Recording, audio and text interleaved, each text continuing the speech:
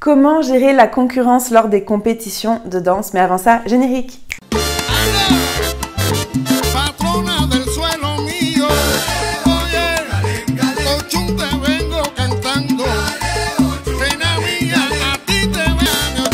Salut une star de la danse, aujourd'hui une nouvelle vidéo de préparation mentale à la compétition. Depuis peu, j'aide maintenant les danseurs donc en pole dance, en hip-hop, en SBK, en danse sportive, en fait toutes les danses, à passer à un autre niveau mentalement pour les compétitions. Et j'ai eu l'occasion de parler à une danseuse, en fait c'est une danseuse orientale qui me parlait de la sensation de jalousie qu'elle ressentait, ou le stress qu'elle ressentait en coulisses quand elle voyait sa plus grande concurrente performer avant elle. Première chose, moi personnellement, c'est une des raisons de pourquoi je refuse de voir les autres danseuses avant moi, parce que j'ai besoin d'être concentrée. Si ça peut vous aider, c'est un des petits conseils. Il y en a qui se sentent très confortables à le regarder, c'est propre à vous. Mais première chose, on est allé voir un petit peu son cas. Il faut savoir que dès qu'il y a comparaison à un autre danseur ou à un autre couple, à une autre équipe, on va avoir tendance soit à se surélever, donc à compenser avec l'ego, soit à se descendre. Mais en tout cas, on ne se voit pas sur le même pied d'égalité et on va compenser d'une manière ou d'une autre. Donc l'exercice pratique qu'on a fait et je vous invite à faire, ça va être d'écrire sur papier. Donc il y a cet incroyable danseur en face de vous qui gagne tout, etc. C'est quoi les inconvénients pour cette personne de toujours gagner?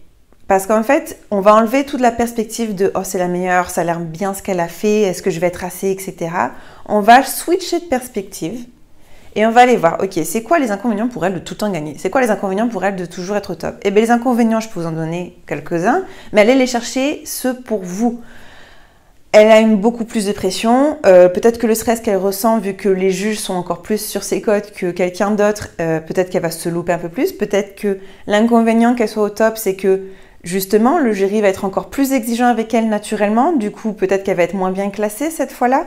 Un autre inconvénient qu'elle soit toujours au top pour elle, c'est que peut-être que cette fois-là, elle a plus de cours à donner, donc elle a eu moins de chances de se préparer. Et comme ça, on va commencer à changer la perspective et plus rester dans l'émotionnel de « oh, elle est meilleure, elle va tout gagner ».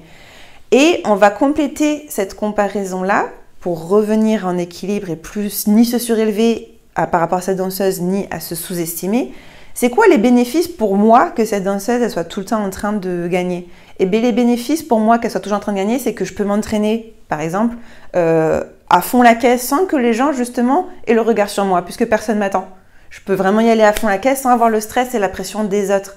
Les bénéfices pour moi qu'elle gagne toujours aussi, c'est que du coup, eh bien, elle m'inspire, donc je peux continuer à constamment m'améliorer. Le fait de constamment m'améliorer sur du moyen terme, du long terme, ça fait que peut-être qu'à une autre compétition, on va regarder d'autres critères, je vais être meilleure qu'elle.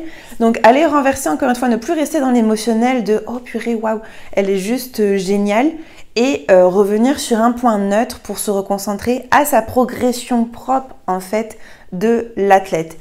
Ça a été vraiment bénéfique. Quand vous faites l'exercice, l'objectif c'est d'arriver au point de gratitude. De ne pas le faire superficiellement en se disant « oui, bon, je le fais vite fait parce que j'ai vu cet exercice sympa de préparation mentale ». Mais quand on voit vraiment et les bénéfices et les inconvénients, que de voir en fait que eh bien, c'est ok, la situation elle est ok et je suis totalement valide d'être sur la piste en même temps que cette personne-là, tant que moi je me reconcentre sur ma progression à moi. Vous m'en direz des nouvelles, n'hésitez pas à nous suivre, à aller voir surtout, pourquoi pas les autres interviews de nos autres athlètes. Moi je vous dis hasta pronto, ciao ciao.